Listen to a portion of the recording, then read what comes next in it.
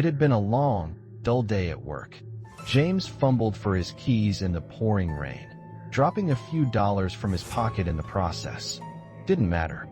He just wanted to get inside and get some well-deserved rest, even though he knew sleep would only evade him. Sleep. The word seemed so foreign to him. Otherworldly, even. How long had it been? 3 days? He couldn't keep this up.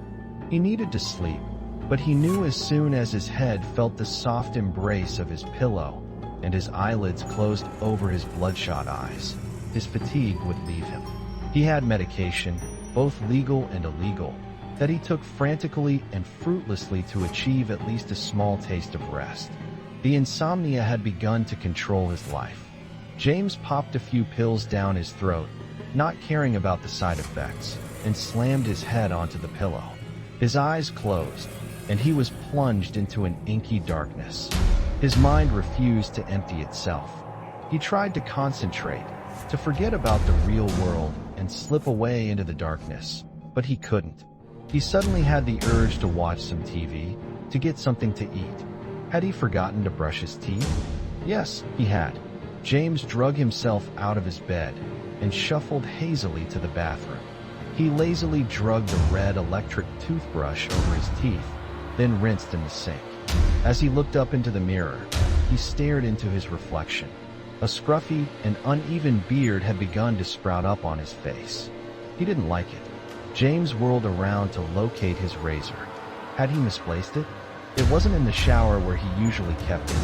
He searched the entire bathroom and even checked down the narrow hallway outside the bathroom door. It wasn't like him to misplace things, especially trivial objects such as a razor. James believed in the simple philosophy of a place for everything and everything in its place. He scratched his head, went back into the bathroom, and gasped. He wasn't sure exactly why he gasped or why he was so startled by what he saw. The razor that he had been searching for had been on the sink the entire time. Or had they? No, he thought it hadn't been there. I would have seen it. I should have seen it. Shrugging it off, James decided he didn't have the patience to shave anyway. What he did need, however, was a nice, hot shower. That would surely help him to relax, to clear his mind. The water was soothing, if not completely intoxicating. James closed his eyes and experienced the closest thing to sleep he had achieved in the past 3 days. The water kissed the tip of his nose as he slowly began to drift off. Just as he began to lose himself, the water became warmer. Not a substantial change in temperature by any means, just a tad hotter than it should have been. James paid no attention to it. He just figured that it was some kind of faulty plumbing. Besides, he was far too relaxed to open his eyes now. He then heard the ever-so-subtle squeaking of the knob that controls the temperature of the water, followed by the intense burning of the hot water ricocheting off of his unsuspecting face. He cursed and flung himself back, desperately reaching for the knob to turn the smoldering water off. The knob had been turned all the way to the side, labeled with a bright red letter, H. Insomnia was a bitch, that was no question. A fickle, uncaring, heartless bitch. James was confused and disoriented, and his face had been slightly burned by the scalding water. After he had gotten dressed, he glanced at his bedside clock. It read 3:22 a.m., realizing that there was no way he was getting any sleep. James went back into the bathroom and stared into the mirror once again. His eyes, which were normally a deep blue, were now a tired gray. Thick red veins could be seen running through both sides of his retinas.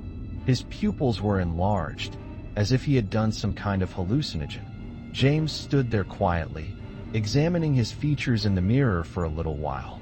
He occasionally made strange faces at himself, twisting his features and squinting his tired eyes. He then brought his face close to the mirror, so his nose was rubbing up against the glass.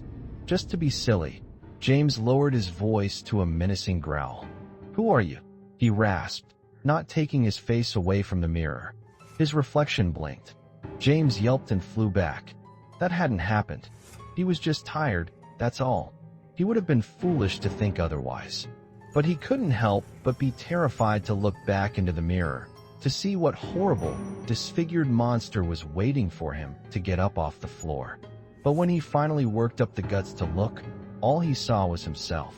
James noticed something, though. Hadn't the door to the bathroom been closed when he first came in?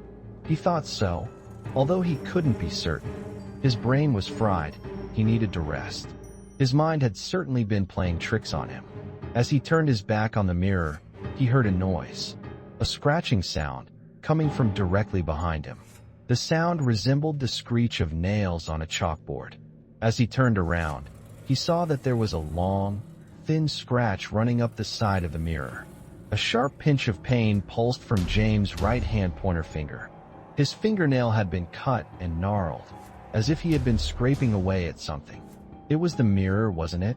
It was causing all of the confusion and all of the sleepless nights. Every time he turned his back on it, something strange happened. Something bizarre. James bolted into the bathroom and stared into his reflection again. He made many sudden movements in a desperate attempt to psyche out whatever was hiding behind the mirror. Nothing abnormal happened. James was extremely frightened to turn around, but he knew that he had no choice but to do so sooner or later. He slowly turned his body, but didn't break eye contact with whatever was looking at him behind his reflection, mimicking him. When James finally looked away from the mirror, everything was silent. For 10 whole seconds he stood there, waiting for something horrendous to fly out of the glass and gobble him up. But for the longest time, nothing did. Then an ear-shattering wham broke the silence. He whirled around to inspect what exactly had made such a loud noise. There was a large crack in the center of the mirror. It appeared as if someone had taken their fist and slammed it against the glass.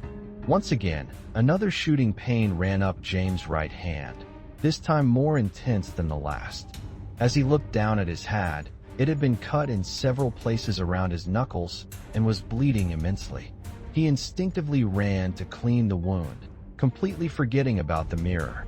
James wrapped his fist in a few paper towels and pressed down in a desperate attempt to stop the crimson liquid from flowing out of his hand.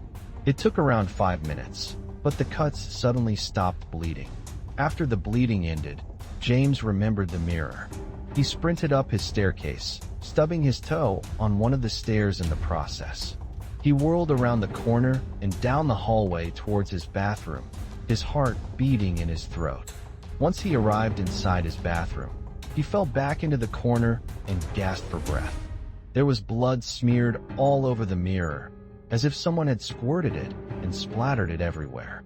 On the ground was a long, jagged shard of glass which was also dripping a familiar red liquid. A small puddle of blood was accumulating under James' now lifeless body. His throat had been slit open. Well, what do you think of this one, George? They said they found small amounts of marijuana in his basement.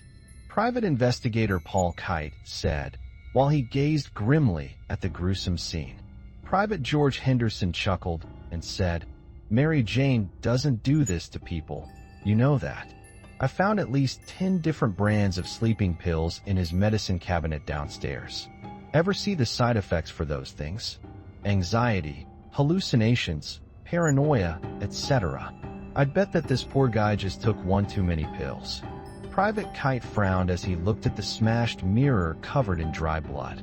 He could have sworn that, for a second, he saw a different man in there, a different face than his. The face was sullen and expressionless. It was a man, no doubt of that, with extremely bloodshot eyes. The reflection's face took a slight red tint to it, as if it had been burned by something. Kite rubbed his eyes and stared back into the mirror. He saw nothing but his own reflection. He squinted and got close to the blood-stained glass, so that the tip of his nose was almost touching it. As he stared at his reflection, it blinked,